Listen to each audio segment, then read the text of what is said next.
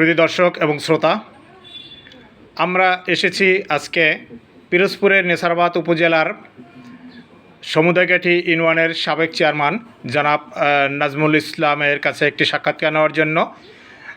সমুদায়কাঠি ইউনিয়নে এখন মাদক নিয়ে চলছে খুব মাতামাতি। সোশ্যাল মিডিয়া এবং দেখা যাচ্ছে যে প্রিন্ট মিডিয়া বিভিন্ন জায়গায় এ নিয়ে বিভিন্ন খবর প্রচারিত হচ্ছে। তো মাদকে আচ্ছাদিত হয়ে গেছে পুরো সমুদায়কাঠি ইউনিয়ন। এ নিয়ে বিভিন্ন পত্রপত্রিকা এবং সোশ্যাল মিডিয়ায় যে খবরগুলো প্রচারিত হচ্ছে তার প্রতিক্রিয়া হিসাবে জনাব নাজমুল ইসলাম সাইদের কাছে আমরা জানতে চাচ্ছি যে সমুদায়কাঠির মাদক সংক্রান্ত বিষয়ে আসলে অ্যাকচুয়াল বিষয়টা কি। ধন্যবাদ মিস্টার নাজমুল ইসলাম সাইদ, আপনি আপনার বক্তব্যটি যদি একটু উপস্থাপন করেন। প্রিয় সাংবাদিক ভাই, আমাদের সমুদায়কাঠি ইউনিয়নটা অত্যন্ত শান্তিপূর্ণ একটা ইউনিয়ন।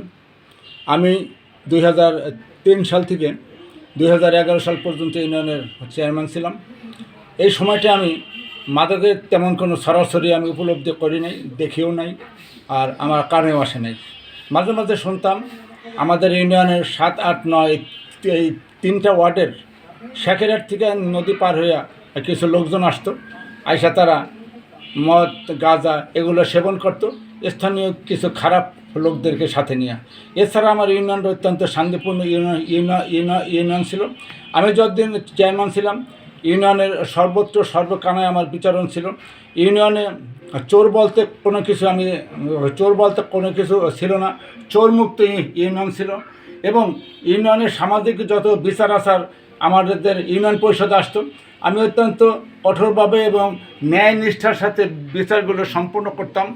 এবং এই বিচারের ক্ষেত্রে আমার যারা আপনজন তারাও কখনো আমার হাত থেকে তারা পেত না, আর কি, মানে হারিহাই পেত না। তারপরে সাংবাদিক ভাই, আপনার যে প্রশ্ন, সমুদ্রঘাটি ইউনিয়নে বর্তমানে মাদক নিয়ন্ত্রণ ও নির্মূল নামে একটা কমিটি হচ্ছে। কয়েকদিন যাবৎ দেখতেছি এই কমিটি নিয়ে অনেক লেখালেখি হচ্ছে, অনেকে অনেক কিছু মন্তব্য করতেছে। তার ভিতরে একটা লোকের একটা মন্তব্য আমার খুব প্রশ্নবিদ্ধ করতেছে আমাকে। সেটা হলো, পারভেজ খন্দকার আমাদের এলাকার একজন স্বনামধন্য ব্যক্তি, সে বলছে আমাদের ইউনিয়নে 60% যুবক মাদকাসক্তে আসক্ত। তা আমাদের ছোটো ভাই পারভেজ খন্দকার নিকটে আমার জিজ্ঞাসা, একটি ইউনিয়নের যদি 60% যুবক মাদকাসক্তে আসক্ত হয় তাহলে ইউনিয়নে আর থাকে কি? এই যুবকগুলো কারা? আমরা তো ইউনিয়নের বাসিন্দা, আমি ওই ইউনিয়নের এক চেয়ারম্যান, কিন্তু আমার চোখে তো 60% যুবক মাদকাসক্ত, এটা তো আমার চোখে এখন পর্যন্ত ভাসে না, আসে না, শুনিও নাই। অতএব আপনারা এখন ক্ষমতাসীন দলের সাথে আছেন, ক্ষমতাসীন দলের আপনারা কর্মী বা নেতা। এরকম যদি হয়ে থাকে যে 60% যুবক মাদকাসক্তে আসক্ত, তা আপনারা এগুলো প্রশাসনে ইনফর্ম করেন, মাদক দ্রব্য নিয়ন্ত্রণ অধিদপ্তর ইনফর্ম করেন। এটা নিয়ে এখন তো মাদক নির্মূল কমিটির নামে আপনারা যে কমিটিটা করতেছেন, এটা দিয়ে তো আমার মনে হয় যে এলাকায় সংঘাতের সৃষ্টি হতে পারে। কেন, পাবলিক যদি মাদক নিয়ন্ত্রণে নামে বা মাদক নির্মূলে নামে, তাহলে পাবলিকের সাথে মাদক যদি এত বিকশিত হয়ে থাকে, 60% যুবক যদি মাদকাসক্ত হয়ে থাকে, তাহলে 60% যুবকের সাথে সংঘাত হবে। এই সংঘাত গ্রাম পর্যায়ে ছড়াইয়া না দিয়া বরঞ্চ মাদক দ্রব্য নিয়ন্ত্রণ অধিদপ্তর আছে, প্রশাসন আছে, এদেরকে আপনারা সহযোগিতা করেন।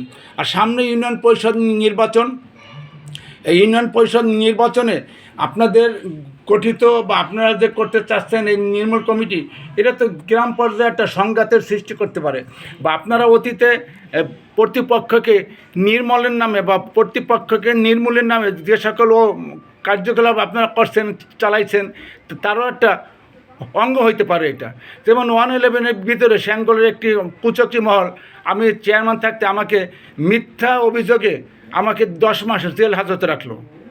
আমি জেল থেকে বের হইলাম, বের হওয়ার পরে দেখি আমাদের এলাকায় জনাব মুকুল, পলাশ খান, এদের নেতৃত্বে আউয়াল ভাই, পিরোজপুরের এমপি আউয়াল ভাইয়ের ছেলের একটা ক্লাব ছিল, রয়্যাল ক্লাব।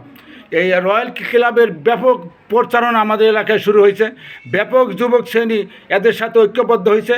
ওই সময় থেকেই আমাদের এলাকার কিছু যুবকরা এদিকে একটু ধাবিত হইল, এটা আমার ধারণা।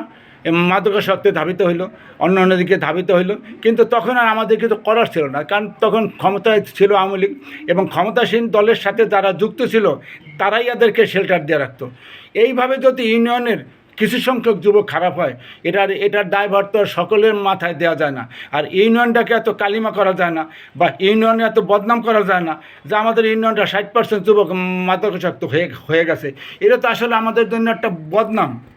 আমরা কেন স্বেচ্ছায় এই বদনামটা বলতে যাব বা আমরা কেন স্বেচ্ছায় বদনামটা প্রচার করতে যাব? এ জাতীয় অবস্থা তো আমাদের শ্যাঙ্গল সমুদায় কাটিয়ে জরুয়ার কোনো গ্রামই নাই যে 60% যুবক মাদকাসক্তে আসক্ত হয়ে গেছে। আপনারা এগুলো পরিহার করেন।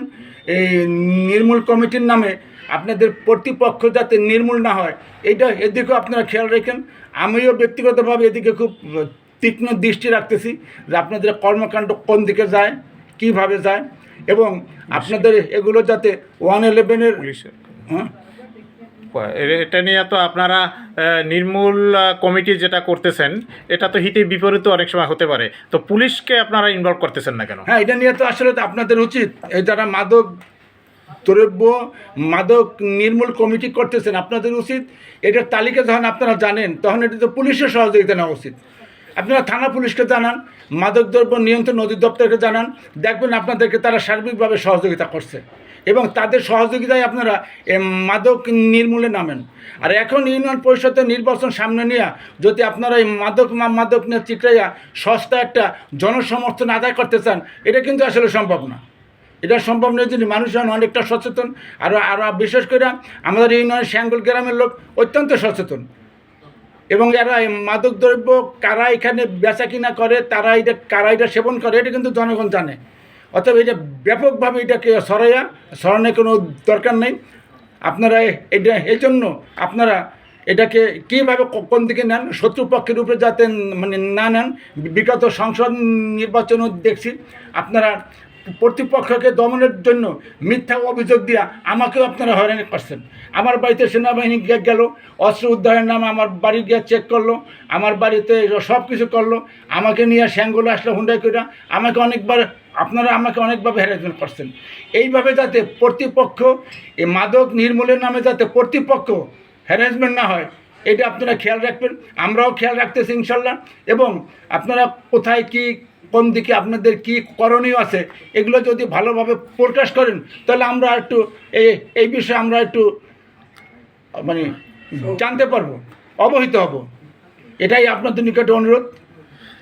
ধন্যবাদ coastalnews.com-এর পক্ষ থেকে জনাব নাজরুল ইসলাম সাইদকে তার ইউনিয়নবাসীর উদ্দেশ্যে সে একটি গঠনমূলক নির্দেশনা দেওয়ার জন্য।